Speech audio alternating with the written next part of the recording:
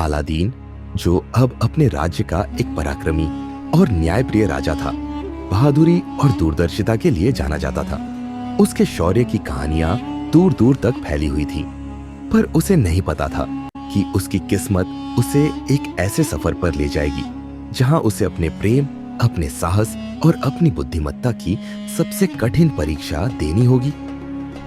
Aladdin और राजकुमारी ज़ारा की प्रेम कहानी कई महीनों पहले पड़ोसी राज्य की राजकुमारी ज़ारा के साथ अलादीन की पहली मुलाकात एक राजकीय आयोजन में हुई थी। ज़ारा न सिर्फ अद्वितीय सुंदरता की धनी थी, बल्कि बुद्धिमान और साहसी भी थी। दोनों की दोस्ती जल्दी ही प्रेम में बदल गई, लेकिन इस प्रेम कहानी को एक भयानक नजर लग चुकी थी।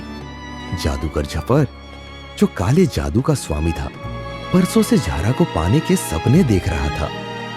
लेकिन जब उसे पता चला कि ज़ारा सिर्फ अलादीन को चाहती है, तो उसका दिल जल उठा। वह किसी भी कीमत पर ज़ारा को पाने के लिए तैयार था। एक रात जब ज़ारा अपने महल की बालकनी में खड़ी थी, अचानक तेज हवा चलने लगी और अंधेरा घना होने लगा।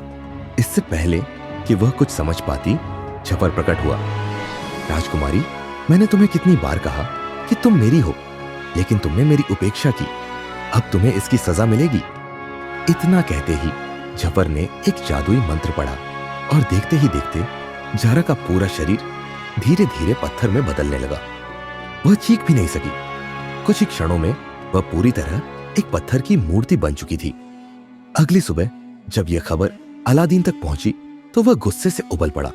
उसी समय महल में एक बुजुर्ग साधु आया और बोला, राजा अलादीन, अभी भी एक उपाय है। अगर तुम सूरज डूबने से पहले रेगिस्तान के जादुई झरने का पानी लाकर ज़ारा पर डालो, तो वह फिर से जीवित हो सकती है। लेकिन ध्यान रखना, उस झरने की रखवाली स्वयं जफर करता है। वहां जाना मौत को बुलाने के समान है। अलादीन ने बिना समय गंवाए अपने सबसे वफादार सैनिकों को इकट्ठा किया और रेगिस्तान की ओर प्रस्थान किया। रेगिस्तान में सूरज आग की तरह तप रहा था। रेत के टीले ऊंचे और अंतहीन लग रहे थे। कई घंटों की यात्रा के बाद जब अलादीन और उसके सैनिक झरने के करीब पहुंचे, तभी अचानक तेज आंधी चलने लगी। रेत का भयंकर बवंडर उठा और उसके बीच से जफर प्रकट हुआ। अलादीन, क्या तुम सच में सोचते हो कि मैं तुम्हें ज़ारा को बचाने दूंगा? अलादीन ने तलवार निकालते हुए गरज कर कहा, अगर मुझे ज़ारा को बचाने के लिए तुम्हें खत्म करना पड़ा, तो मैं पीछे नहीं हटूंगा। जफर ने काले जादू से रेगिस्तान की रेत को एक विशाल राक्षस में बदल दिया। वह राक्षस आग उगल रहा था। उसने एक ही झटके में अलादीन के कई सैनिकों को हवा में उछाल दिया। अलादीन ने अपनी तलवार से राक्षस पर वार किया, लेकिन वह जादू से बना था। उस पर तलवार का कोई असर नहीं हुआ। तभी अलादीन को याद आया कि यह सिर्फ एक छाया थी और इसे हराने के लिए जादू का इस्तेमाल करना होगा।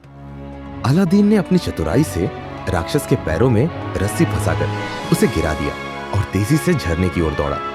झरने के पास पहुंचते ही अलादीन ने देखा कि पानी में एक अजीब सी रोशनी झलक रही थी। उसने ध्यान से देखा, वह एक जादुई चिराग था।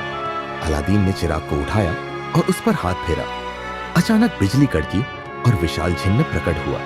हुक्म करो मेरे मालिक। लेकिन इससे पहले कि अलादीन कुछ कहता, जफर फिर से प्रकट हुआ और उसने एक और खतरनाक जादू कर दिया। पूरा झरना बर्फ में जम गया। अब अलादीन के पास बहुत कम समय था।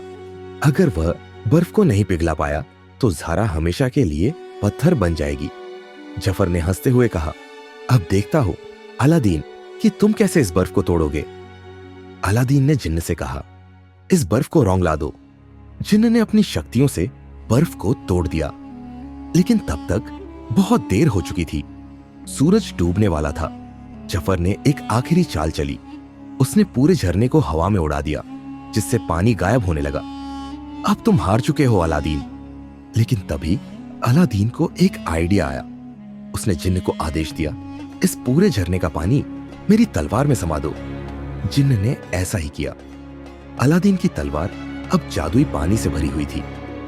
अलादीन ने अपनी पूरी ताकत लगाकर तलवार को झप्पर के सीने में घोंप दिया। झप्पर तड़पने लगा, क्योंकि उसकी काली शक्तियां इस जादुई पानी से नष्ट हो रही थी। लेकिन जैसे ही अलादीन ने राहत की सांस ली, जफर अचानक गायब हो गया। क्या जफर मर गया या फिर वह किसी नई चाल की तैयारी कर रहा है? क्या अलादीन समय रहते जारा को बचा पाएगा? जानने के लिए पढ़िए अगला भाग